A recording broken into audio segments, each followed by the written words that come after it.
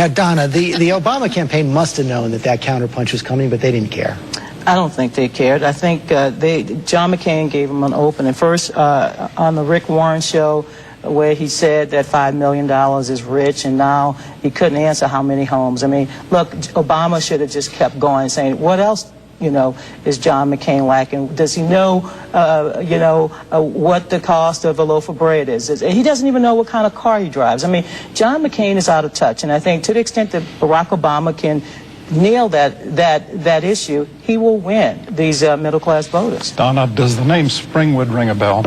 No. That is the ancestral home high on a bluff over the Hudson River of Franklin Roosevelt, who was born there and is buried there.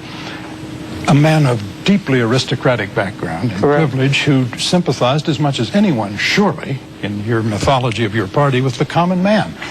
Where did we get the idea that owning homes is a disqualification? It was not just the... I don't know. It started in the last... I think it was in the last presidential election when it was used against John Kerry. Exactly. But surely in a democracy, it's time for us to quit being sentimental and say the question we settle in an election is not whether elite shall rule, but which elite shall rule. No, he could have answered this question. He could have said, look, we have some houses in Washington and Arizona, and then we have some properties that we have as investment properties. But that's not what he did. He looked stumbling. He didn't look sure of himself. He looked old. And he also seemed to be just completely unaware of what his wealth was, which, most people, and when wealth is measured in houses, which is something lots of people can relate to, most of us not only know how many houses we have, but we know what our mortgage is every month, and we know what our taxes are, and we know how hard it is. So I think it was so symbolic. My hunch is that this is going to end up being one of the worst moments of the entire campaign for one of the candidates, but it's Barack Obama.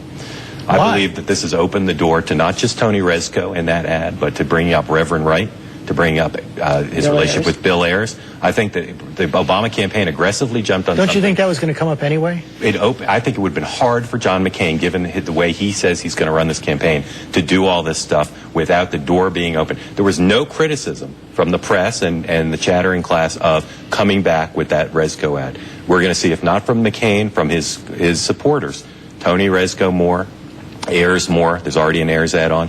If the debate in this election is about... You should explain again who Ayers is. William Ayers is now a professor in Chicago, but is a former radical who engaged in a violent act. And he and his Barack Obama was 8 years old. Barack Obama has but he has a professional association with him, and some Americans will find, I believe, his failure to fully repudiate him to be... But we go down that road. The Democrats are clearly prepared to bring up the Keaton Five. If we want to bring back the past... But Donna, would you rather this election be about Ayers versus Keating, or about the economy and George Bush? I would rather be about the economy and George Bush. And I'm saying that this attack, this aggressive attack, opens the door to making this about But if Obama does not attack back, if he does not fight, and does not stop these character attacks, then people will come away with the impression that he will not fight for them. I totally agree with that, but it started with the Obama campaign, filled with machismo and aggressiveness, saying we're going to make this week. Mark, are you saying that the Obama campaign started an attack? But it is. They went after the housing. But the housing is about the economy. It's a metaphor for the economy, and it's a way of saying that he says the economic times are good and they've been bad under George Bush. Say the Democrats. This is just a way of getting at that issue in a way that voters can relate to. How is this attack worse than saying someone would rather lose a war in order to win a campaign? That was as you made clear on the show, that was a pretty serious personal attack for which he paid, I think, less of a price than... But that's why I'm having a little just trouble following your argument then. How is this the seminal event, this attack? It seems like all of this stuff has been on the table the whole campaign. It's going to continue to be. Because the style now, the tone of it is you can put anything you want.